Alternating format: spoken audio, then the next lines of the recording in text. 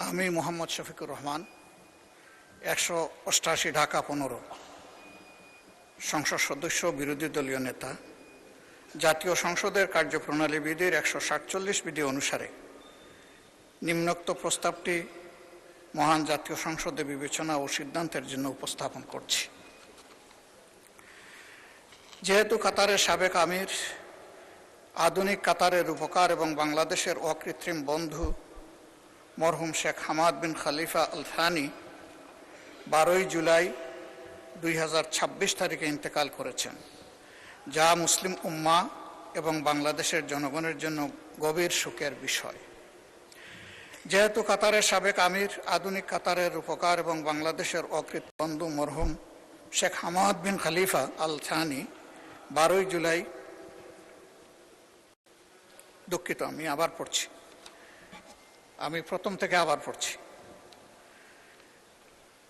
আমি মোহাম্মদ শফিকুর রহমান 188 ঢাকা 15 সংসদ সদস্য ও বিরোধী দলীয় নেতা, জাতীয় সংসদের কার্যপ্রণালী বিধির 147 বিধি অনুসারে নিম্নোক্ত প্রস্তাবটি জাতীয় সংসদে বিবেচনা এবং সিদ্ধান্ত গ্রহণের জন্য উপস্থাপন করছি। যেহেতু কাতারের সাবেক আমির, আধুনিক কাতারের রূপকার এবং বাংলাদেশের অকৃত্রিম বন্ধু মরহুম শেখ হামাদ বিন খলিফা আল থানি 12 জুলাই 2026 তারিখে ইন্তেকাল করেছেন, যা মুসলিম উম্মাহ এবং বাংলাদেশের জনগণের জন্য গভীর সুখের বিষয়। তার দূরদর্শী ও প্রজ্ঞাপূর্ণ নেতৃত্বে কাতার একটি আধুনিক, সমৃদ্ধ ও বিশ্ব পরিসরে প্রভাবশালী রাষ্ট্রে পরিণত হয়েছে এবং তার শাসনামলে বাংলাদেশ কাতার দ্বিপাক্ষিক সম্পর্ক এক নতুন উচ্চতায় উন্নীত হয়েছে। বাংলাদেশের জ্বালানি নিরাপত্তা, দীর্ঘমেয়াদী এলএনজি সহযোগিতা, কর্মসংস্থান সুযোগ সম্প্রসারণ এবং কাতারে কর্মরত লাখো বাংলাদেশি প্রবাসীর কল্যাণ ও তাদের প্রেরিত বৈদেশিক মুদ্রার মাধ্যমে দেশের অর্থনীতিতে গুরুত্বপূর্ণ অবদান সৃষ্টিতে তার ভূমিকা বিশেষভাবে স্মরণীয়। মহান এই ব্যক্তির স্মৃতির প্রতি যথাযথ রাষ্ট্রীয় সম্মান প্রদর্শন করে ইতিমধ্যেই এই মহান সংসদে সর্বসম্মত শোক প্রস্তাব গৃহীত হয়েছে এবং একই সাথে একদিনের শোকও পালিত হচ্ছে। এর সাথে আমি অধিকতর সম্মান প্রদর্শন এবং আমাদের ভবিষ্যৎ সম্পর্ককে নতুন উচ্চতায় নিয়ে যাওয়ার স্বার্থে দীর্ঘদিনের বন্ধুত্বপূর্ণ সম্পর্কের স্বীকৃতিস্বরূপ ঢাকায় অবস্থিত কাতার দূতাবাস সড়কটি শেখ হামাদ বিন খলিফা আল থানি সড়ক নামে নামকরণের প্রস্তাব করছি।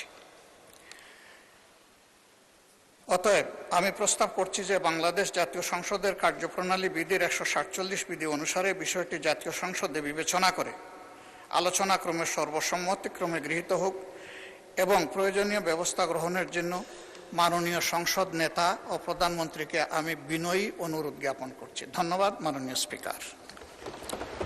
ধন্যবাদ মাননীয় বিরোধী দলের নেতা। আমি এখন মাননীয় সংসদ নেতা ও মাননীয় প্রধানমন্ত্রীকে বক্তব্য রাখার জন্য আহ্বান জানাচ্ছি। ধন্যবাদ।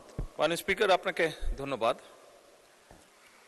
মাননীয় বিরোধী দলের নেতা যে প্রস্তাবটি উপস্থাপন করেছেন মাত্র মরহুম শেখ হামাদ বিন খলিফা আল থানির জন্য, আপনারা মাননীয় স্পিকার, আপনার মাধ্যমে সকল সংসদ সদস্যকে আমি অবহিত করছি, যদিও সকলেই জানেন যে তার প্রতি সম্মান দেখিয়ে, কাতারের জনগণের প্রতি সম্মান দেখিয়ে, কারণ কাতার এমন একটি দেশ যারা আমাদের উন্নয়ন কর্মকাণ্ডে, দেশের অগ্রযাত্রায় আমাদেরকে বিভিন্নভাবে সহযোগিতা করেছে বা করছে এখনো।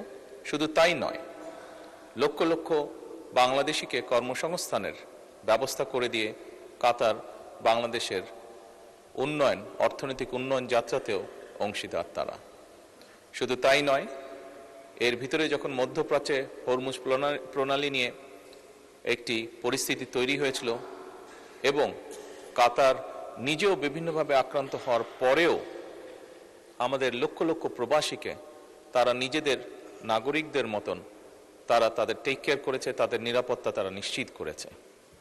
মাননীয় স্পিকার, এই সকল বিষয় বিবেচনা করি মরহুম শেখ হামাদ বিন খলিফা আল থানির জন্য আজকে রাষ্ট্রীয় শোক ঘোষণা করা হয়েছে, একই সাথে আমাদের জাতীয় পতাকাকে হাফ মাস্ট করা হয়েছে আজকে।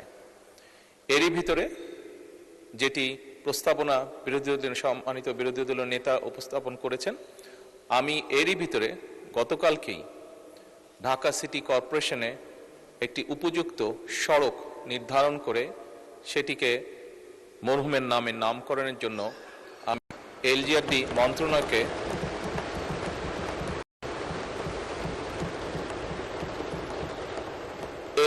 মন্ত্রণালয়কে গতকালকে মৌখিকভাবে নির্দেশনা প্রদান করা হয়েছে মাননীয় স্পিকার। এবং আজকে মাননীয় বিরোধী দলীয় নেতা এই বিষয়টি উপস্থাপন করার জন্য আমি আন্তরিকভাবে সরকারের পক্ষ থেকে মাননীয় বিরোধী দলীয় নেতাকে আন্তরিকভাবে ধন্যবাদ জানাচ্ছি। মাননীয় স্পিকার, আপনাকে ধন্যবাদ। ধন্যবাদ মাননীয় সংসদ নেতা।